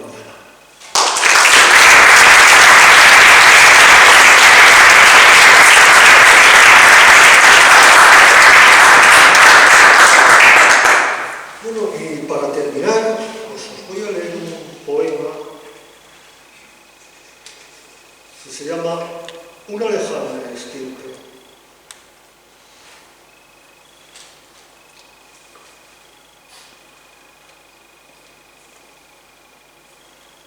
Este poema nos trae ecos del pasado, aquí vuelvo otra vez un poco a la épica, a los momentos gloriosos de un hombre que pasa por una serie de avatares enorme, que refleja al final lo que es su vida.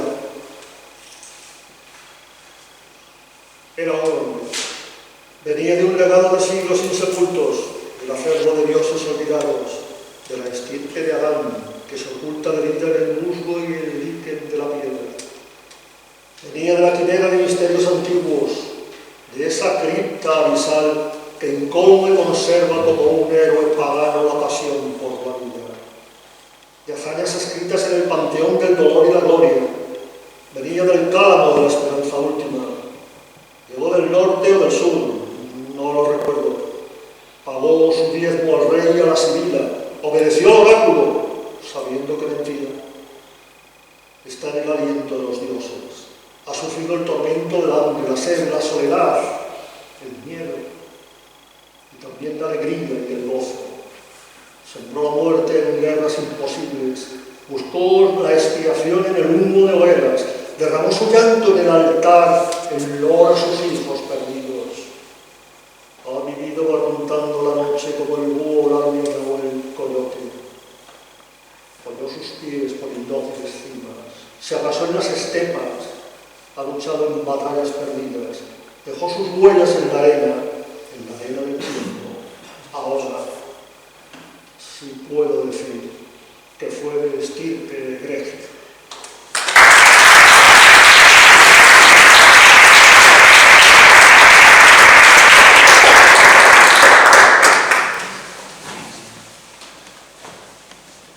Y continuamos ahora con Alicia Campos Hidalgo, nacida en el año 1994 en Madrid, nos cuenta que es graduada en fisioterapia y que en la actualidad estudia psicología en la UNED. En cuanto a lo literario, nos cuentas que desde adolescente, y gracias a todos los libros que has leído, escribes como un rescate, con fe, intentando que en las palabras se plasme lo que duele, lo que sana, cómo los ojos observan el mundo y lo que en él ocurre. Nunca antes habías escrito versado, en verso, ¿no? Y jamás te habías planteado el publicar un libro de poemas. Sin embargo, ha sido en la cuarentena donde comienzas a familiarizarte con este género literario y empiezas a leer la poesía. Y sobre todo la contemporánea, y mayormente de mujeres. Empiezas a leer a Elvira Sastre, a Alejandra Pizarnik, a Silvia Plath, a Rupi Kaur, entre otros. Más adelante vas a leer a los clásicos, desde Lope de Vega a Benedetti o a Vicente Aleixandre. Te sientes muy cómoda en la poesía, en la emoción y todo lo que tiene de instintivo en cuanto a la expresión. Sientes mucho respeto por las palabras, eres consciente del poder de las palabras y del impacto que puede generar en las personas. Has participado como artista invitada en el Poetry Slam de Aranjuez y eres autora del poemario A destiempo. Se publicó en octubre del 2021 y se llevó a cabo su publicación el 2 de abril de este mismo año, creando un evento solidario que reunió a casi 100 personas y con la ayuda de otros 8 artistas que unieron la parte más artista de la poesía, de la danza y de la pintura. Hemos estado hablando de la poesía un poco y sé que tú defiendes el arte de lo precario, la poesía de lo precario. ¿Qué quieres decir con eso? Bueno, quiero decir que, como decías antes, siento mucho respeto por las palabras y el poder que generan, ¿no? Entonces, creo que las palabras y que cuando tú haces públicas unas palabras puedes generar mucho impacto, ¿no? Entonces, como decías, yo jamás había pensado publicar un libro y en lo precario me refiero a la falta de recursos que muchas veces tenemos los jóvenes y a cómo nos sacamos las castañas del fuego para intentar con la expresión artística expresarnos y que cada uno encuentre su forma, ¿no? Yo encontré mi forma en la escritura y en la poesía. Entonces, creo que el mayor regalo que me he hecho ha sido darme a mí misma la oportunidad de publicar, ¿no? y de escribir, y creo que muchas personas no tienen esa oportunidad, y me refiero a los jóvenes, ¿no? Entonces hay mucha precariedad en lo artístico, hay mucha dificultad para poder defender lo tuyo y vivir así. Entonces yo no me dedico a esto, pero hay mucha gente que sí, ¿no? Y que se dedica al arte y bueno, defiendo mucho a esos autores que nadie conoce y que sus palabras y sus letras son maravillosas. Hay en tu poesía como una transparencia en su escritura. Sí, hay mucha desnudez. Ajá. Sí. Pero, ¿cómo se consigue? Porque no es fácil escribir y que salga de un verso tan transparente. Yo creo que haciéndolo con miedo.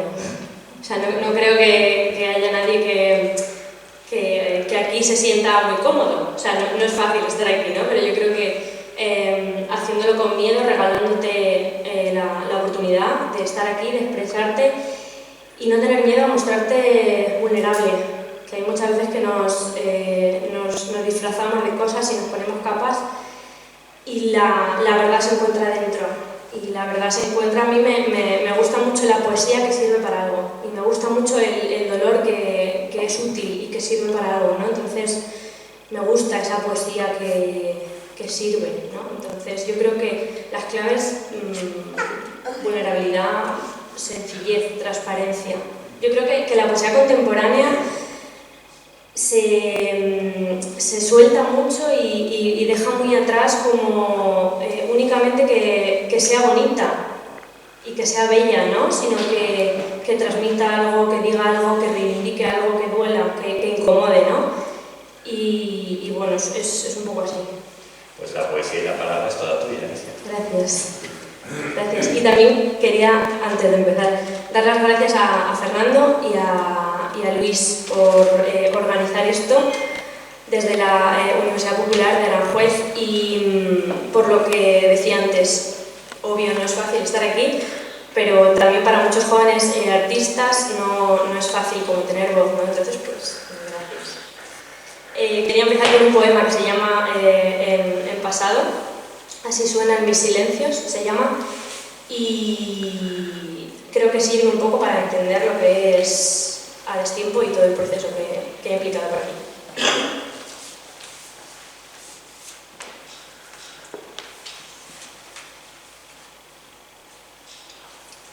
Me convertí en un constante condicional por lo no vivido. Mi vida era una continua nostalgia llena de días sin sol. Muchos intentos repetidos trepaban por cada miedo y me acostumbré a vivir entre ruinas y destrozos. He sido ciega a la verdad de frente. He sido verbo en pausa por el miedo a la acción. Asisto a la canción de mi vida y aún me considero a veces ritmo y sonido descompasado en el presente. Sobreviví inventando paisajes, me inquieta lo que aún no ha pasado y me siento incapaz de tocar las cosas a las que se refiere mi voz. No puedo evitarte, ni evitarlo, ni evitarme. Me recuerdo contigo, no sonrío y aún así me cuesta agradecer tu ausencia. Cuestiono mi fe ante las verdades, acepto que solo escribo para soplar y elevarme me duele. Ocupo mis ilusiones y mis ojos brillan por la luz de mi futuro. Habité mi llanto, me coloqué frente a frente con el viento para nombrarme libre. Recorrí mi sombra y destruí tu espacio en mi vacío. He querido huir más veces de las que recuerdo. Ahora entiendo lo inexacto, el placer de la sangre en las heridas y la muerte. Ahora entiendo el milagro. Ahora siento las respuestas. Ahora admiro el avance. Respiro despacio y suelto. Quiero despedirme de lo que pierdo y seguir quemando recuerdos para hacer de mi pecho un horizonte que marque el camino.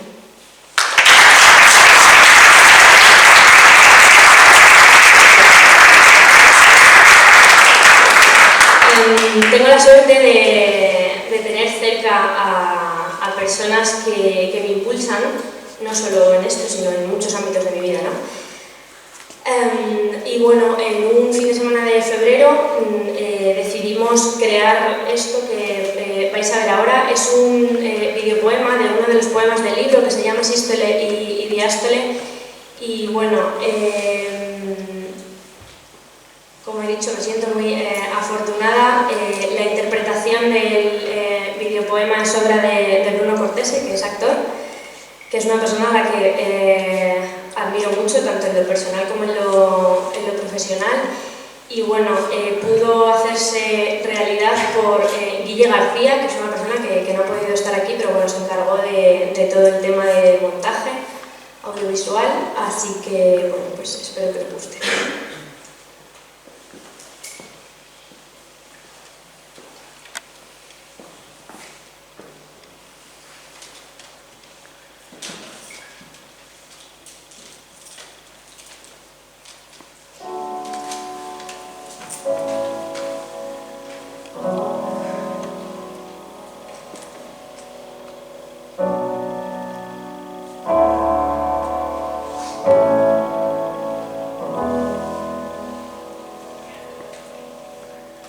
Que sangre el cielo y lloren mis manos.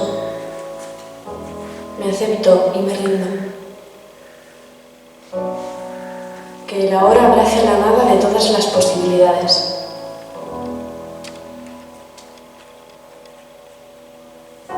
Saboreo el premio de las noches de dolor. Vuelvo a la nostalgia, al abuelo y regreso entera. Revivo. Pero ya fue. Que se convierta en acierto lo que no tuvo lugar. Que campe a sus anchas en mi retina lo vivido. Acogeré con paciencia este encuentro. Resistiré en el tiento del poético desastre. Asumiré el riesgo de la sensación. Me escuece, pero ya fue.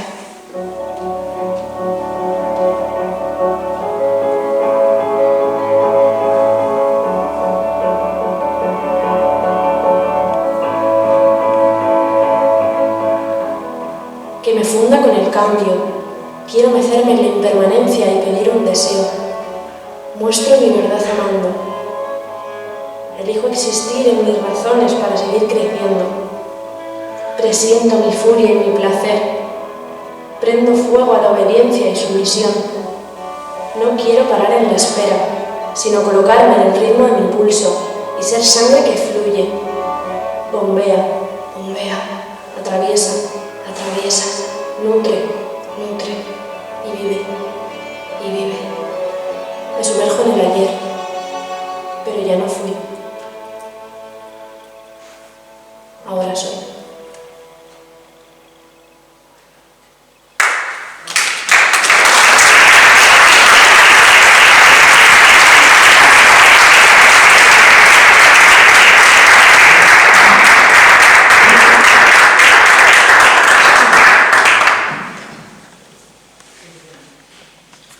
Gracias, Bruno, que está por aquí. Bueno, para el día 8 de marzo, que es el Día de la Mujer, escribí este poema que se llama Todas las mujeres que habitan en mí. Y creo, seguro que todas las mujeres que estamos aquí os vais a ver reflejadas. Cargo con el peso de todas y el privilegio de no ser ninguna de ellas.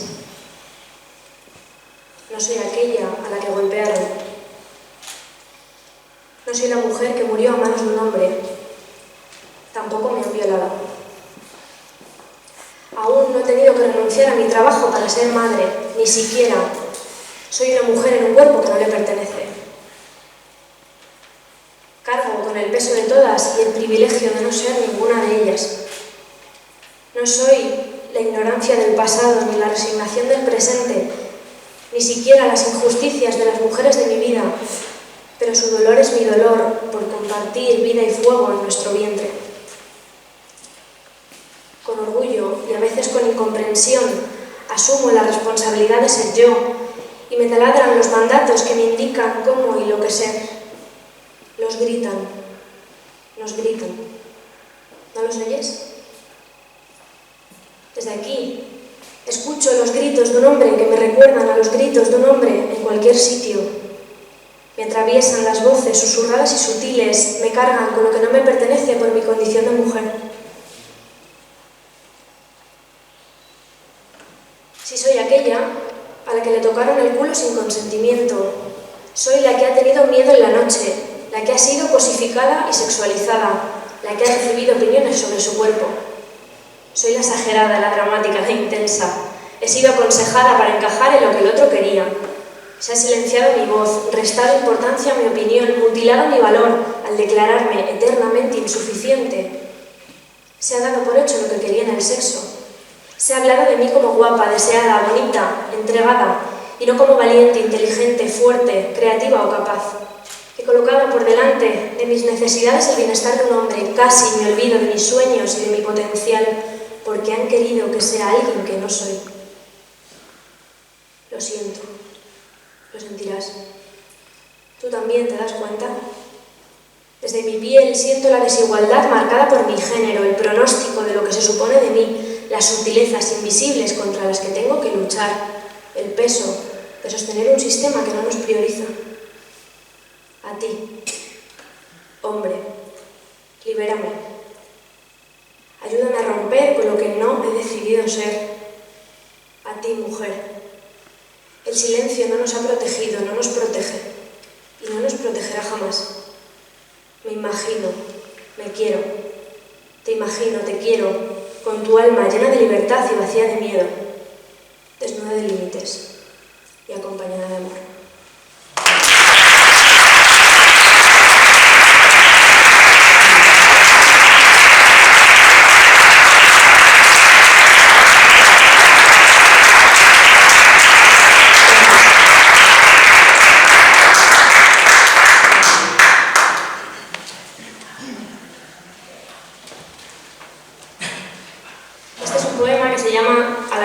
Tu dolor inspira mi rabia.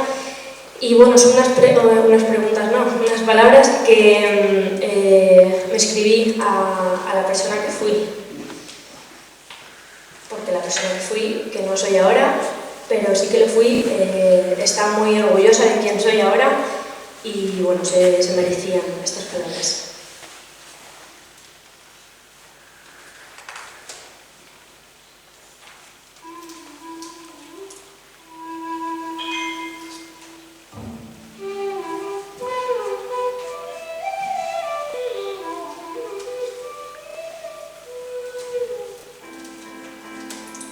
Te traigo entera a esta emoción que contiene un porvenir de esperanzas y me conmueve al saberme libre.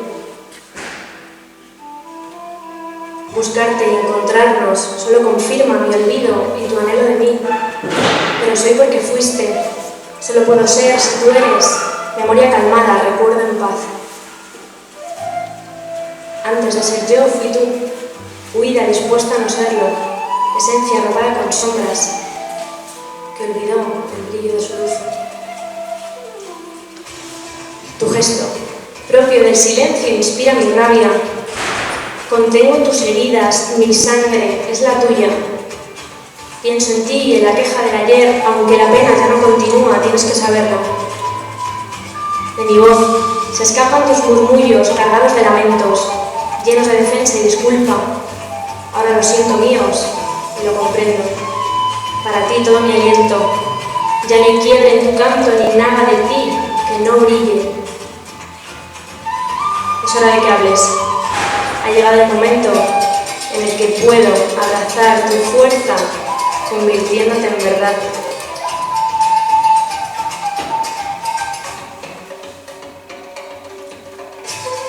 Vuelve, cuenta lo vivido, saca de las heridas el llanto, llénalas de viento. Siembra con paciencia en mi pecho tus promesas de otro tiempo. Te estábamos esperando.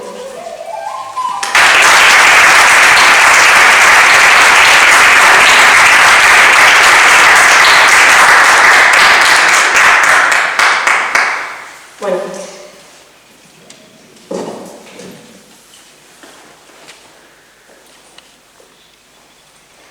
Voy a leer un poema que no es mío, es de Laura Sam.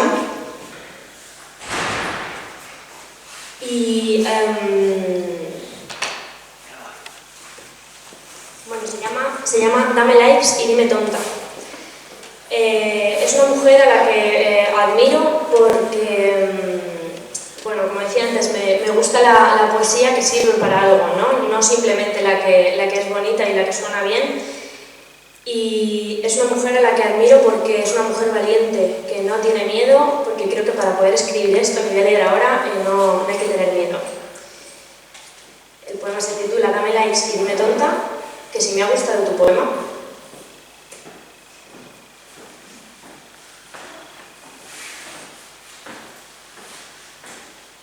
Tu poema es una mierda. La cosa no es la poesía, el problema es el poema. Porque ¿quién sabe qué es poesía? Yo te lo pregunto, ¿qué es poesía? Tu poema no.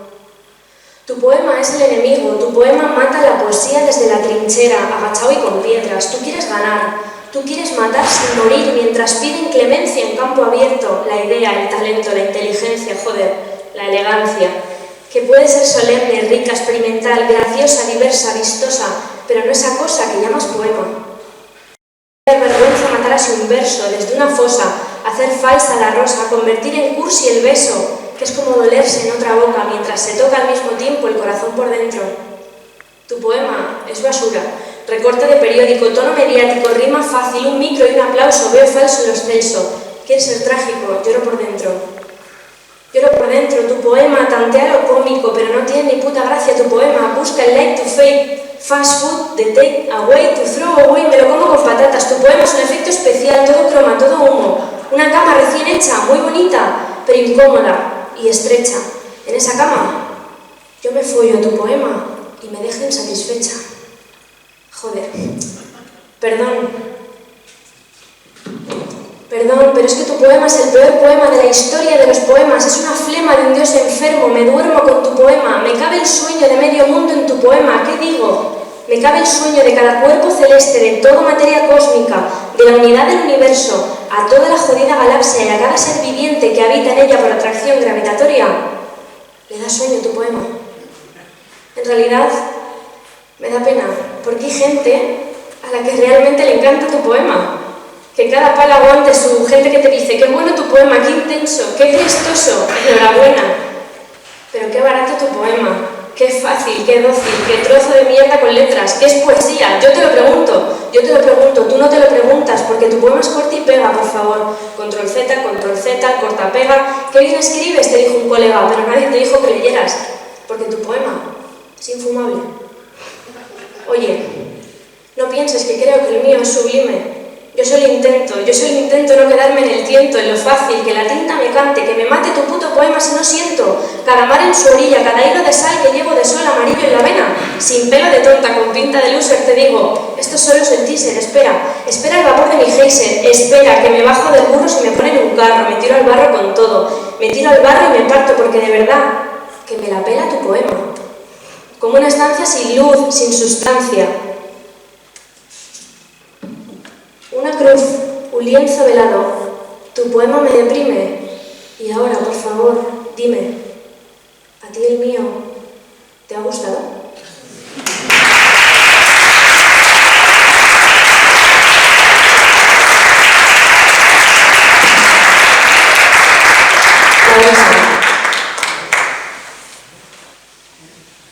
Y bueno, ya acabo con uno de mis poemas.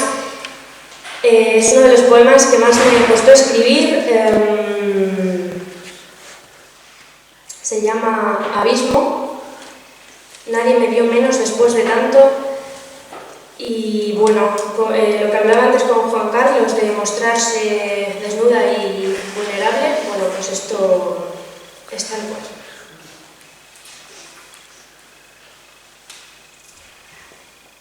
Es esta paz presente que habita en cada esquina de mi cuerpo, la que limpia mi mirada hacia ti. Es esta herida, tan mía y tan tuya, la que nos destruye y me salva de nosotros. Es este olvido que lleva tu olor, el que atraviesa todas mis decisiones e ilumina mi futuro. Es este perdón hecho abrazo, el que me libera de la rabia y el dolor que me unen a ti. Tu nombre reaparece en mi memoria solo si yo quiero. Tus pies corren hacia un lugar donde no puedes recordarme y solo tú sabes si mi nombre te escuece o te calma. ¿Lo entiendes? Tu silencio es tu condena porque llenaste de dolor cada recuerdo. Es Escribir sobre lo que hiciste es regalarte la verdad que no me entregaste. Escribir sobre lo que hice es cicatrizar la herida en poder, mi necesidad en potencial cambio, la vulnerabilidad en explosión de vida. Te convertiste en hueco que elegí llenar de luz. Te transformaste en razones más sinceras que tú, que me ayudan a alejar mis pasos de tu camino incierto e inseguro. Te destruí cuando vivías en mi abandono y encontré respuestas cuando en tu boca no existían palabras, cuando tus ojos ya no miraban a los míos. Convertí en flores tus mentiras, pinté sobre mi piel el anhelo de lo que merecía y me ahogué con odio y olvido para después respirar. ¿Lo entiendes? Yo existo porque tú ya no existes. Yo soy posible gracias a que tú ya no estás. Tengo que confesarte que me he deshecho de tu rastro, que tu olor ya no me persigue, que ya no eres motivo ni causa y que es imposible no recordarte. Pero hice lo mejor de lo que hiciste de mí y por eso solo puedo darme las gracias. Dejaste de ser definitivo en mi presente, negué tu existencia en lo que estaba por venir y me adueñé de mis vacíos sacándote de todos ellos. Sin ti surge el conmigo, sin ti asumo mi vida. Sin ti me lleno de sentido, sin ti todo es luz. Y no es gracias a ti. Yo soy tan libre que es imposible que no me sientas viento. Tú estás tan muerto que solo quedan dos opciones, olvidarte o recordarte. Yo elijo recordarte como abismo en mi pecho al que acudo cuando duele, como latido que descansa ajeno a tu frío. En mi mirada resistí para poder encontrarme, en mi paz ya solo puedo ser lo que soy. Y la paz al fin lleva mi nombre y no el tuyo. Gracias.